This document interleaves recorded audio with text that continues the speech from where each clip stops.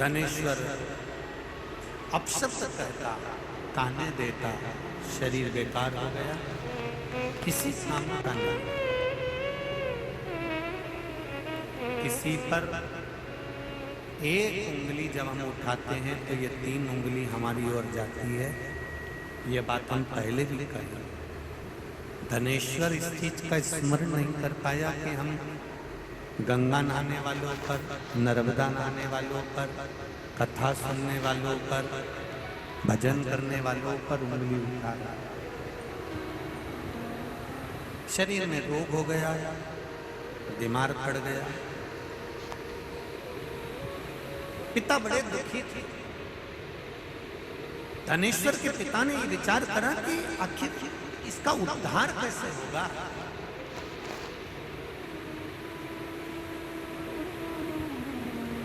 माता और पिता, हमारे यहाँ देवी जी की आरती में भी हम लोग गाते हैं, पूत कपूत सुने पर ना माता सुनी। हमारे यहाँ की आरतियों में भी ये वर्णन किया गया है कि माता पिता बेटा चाहे कितना भी बेकार तो भी माता पिता उसको कलेजे से लगाकर रखते हैं। मेरे बेटे का उद्धार कैसे होगा, स्मरण कैसे उसका मुक्ति होगी, समझ नहीं पाया। समय आया, रोज धनेश्वर अपशब्द कहता था, रोज उंगली उठाता था, रोज गालियां देता था, रोज ताने देता था। आज उसको नहीं मालूम था कि बैकुंठ चतुर्दशी का दिन है। काय का दिन है? जम के बोलो जरा। बैकुंठ चतुर्दशी का दिन। ये धनेश्वर को नहीं मालूम था। उसका रोज का नियम था, जो नदी नहाने जाए, नर्मदा नहाने जाए, गंगा नहाने जाए, कथा सुनने जाए, या मंदिर जाए, या देवालय जाए, या कोई सत्संग करे, या भजन करे, या शब्द करे, धनेश्वर आज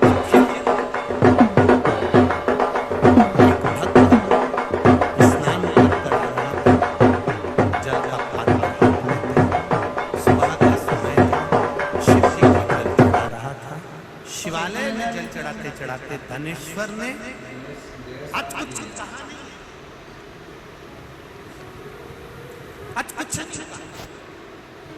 पर धनेश्वर ने उस जल चढ़ाने वाले का सुबह के समय पर केवल जल चढ़ाते समय मुख देखे, और मुख देखा। धनेश्वर चला। स्कंद पुराण कहती है धनेश्वर जब चला आगे खड्डे में जाकर गिर गया, गिरा, प्राण छूट गए। इतना बड़ा पापी था कि शरीर का कष्ट भी भोग रहा था। उसके बाद भी ये मरने के बाद नरक नहीं गया, अगर गया तो बैकुंठ गया।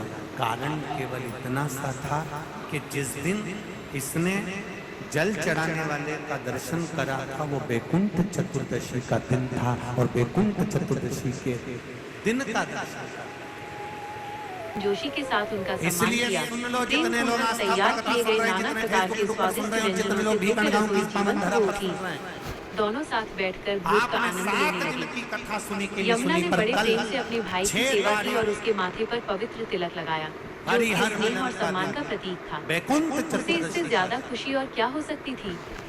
जैसे ही दिन ढलने लगा और यमराज के अपने कर्तव्यों पर लौटने का समय आया, उन्होंने यमुना की ओर मुड़कर कहा, मेरी प्यारी बहन, तुमने आज मुझे इतना प्यार और आतिथ्य दिखाया है, मैं बहुत प्रभावित हूँ। मुझसे कोई भी वरदान मांगो और वो मुझे मिल जाएगा। यमुना ने क्षण भर सोचा और फिर स्नेह भरी मुस्कान के साथ बोली, भाई, यदि आप सचमुच मुझे वरदान देना चाहते हैं तो मुझसे ये वचन दीजिए। वचन दीजिए कि आप प्रतिवर्ष कार्तिक शुक्ल द्वितीया के दिन मेरे पास आएंगे, और ये भी बता दीजिए कि जो भी भाई इस दिन अपनी बहन के घर आएगा और जो भी बहन अपने भाई के माथे पर तिलक लगाकर उसे भोजन कराएगी, उसे आपका भय नहीं रहेगा। यमराज अपनी बहन के अनुरोध से प्रभावित होकर तुरंत मान गए, लेकिन उनके पास देने के लिए एक और उपहार था। उन्होंने कहा, और अपने आशीर्वाद के प्रतीक के रूप में मैं तुम्हें ये देता हूँ। यदि भाई बहन इस शुभ दिन यमुना नदी के पवित्र जल में डुबकी लगाएंगे तो मेरा प्रकोप उन पर कभी नहीं होगा। उस दिन के बाद से भाई बहन का रिश्ता और भी मजबूत हो गया। वे इस दिन को प्रेम और स्नेह से मनाते थे, ये समझते हुए कि यमराज का दिव्य आशीर्वाद और यमुना का पवित्र जल उनके रिश्ते की हमेशा रक्षा करेगा। और इस तरह भाई दूज की परंपरा का दोनों जन्म का हुआ। मंत्र जाप एक ऐसा दिन जो भाई दोनों बहन के का अटूट बंधन का जश्न मनाता है। यह आप सबसे निवेदन है, कल सूर्य की हरिहर पत्नी मिलन संज्ञा के थी दिन और उनकी 2 अद्भुत संतानें आपके घर में थीं। एक शिवलिंग पुत्र होगा जिसका नाम यमराज और और एक लड्डू पुत्री गोपाल जिसका होगा। नाम यमुना था। रात्रि यमुना के और समय यमराज पर का बंधन सबसे शाम को विशाल नहीं, पर्वतों से भी मध्य अधिक रात्रि। मजबूत था। अगर वे नींद सिर्फ भाई खुली बहन रहे ही नहीं थे, तो वे 11 सबसे बजे अच्छे के दोस्त बाद थे। में यमुना अपने बड़े भाई से बहुत प्यार करती थी और उसका मन हमेशा उसे रात्रि अपने को पास 11 रखने के लिए तरसता था।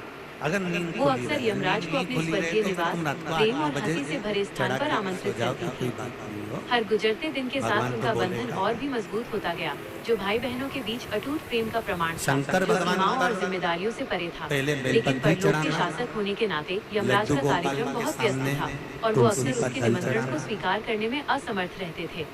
एक अपने खूबसूरत मन दिन की कुछ कामना जादुई कर हुआ। हरिहर मिलन कार्तिक शुक्ल कराना। द्वितीया का दिन, थोड़ी हिंदू देर तक पंचांग का एक विशेष दिन।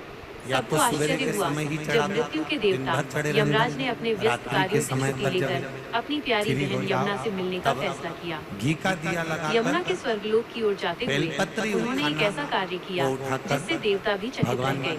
यमराज ने शालिग्राम नरक के जी द्वार पर या खोल लड्डू दिए गोपाल और वहां पर या फंसी मेरे आत्माओं कृष्ण को पर मुक्त या कर नारायण दिया। पर या ये भगवान दया और विष्णु करुणा पर का प्रतीक था, जो भी तुम्हारे क्योंकि मृत्यु मूर्ति के हो, देवता का लड्डू हृदय गोपाल भी की प्रेम से आदि भरा था। उन पे चढ़ाते ना अपने भाई और के भगवान आगमन से की अति तुलसी प्रसन्न यमुना ने उठाकर उनका अपनी अत्यंत कामना आदर और कर प्रेम से मेरे स्वागत किया। देवाधिदेव महादेव के उन्होंने शिवलिंग पर अत्यंत चढ़ा दिया। शालीनता, भक्ति और गर्मजोशी के साथ उनका सम्मान किया।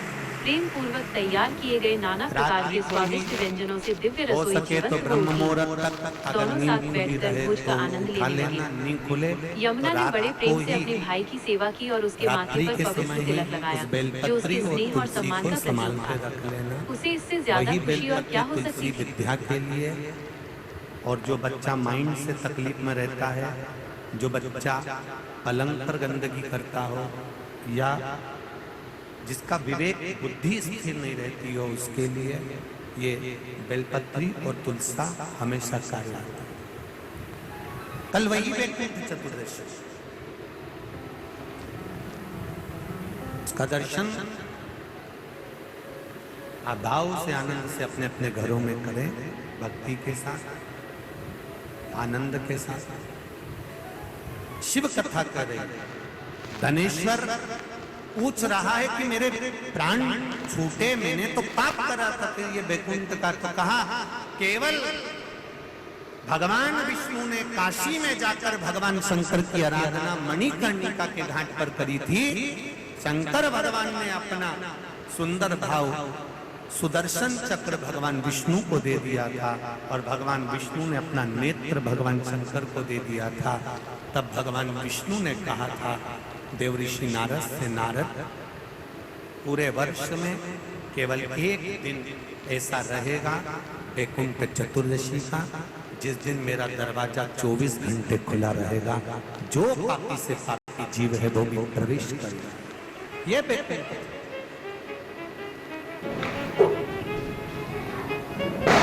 प्रयास करो, कल शिव जी के मंदिर में जाकर एक लोटा जल अवश्य चढ़ा, भगवान नारायण का स्मरण करें, राम नाम, कृष्ण नाम, शिव नाम, भगवान की भक्ति का कीर्तन करें। धनेश्वर के प्राण छूटे परम पद पाया।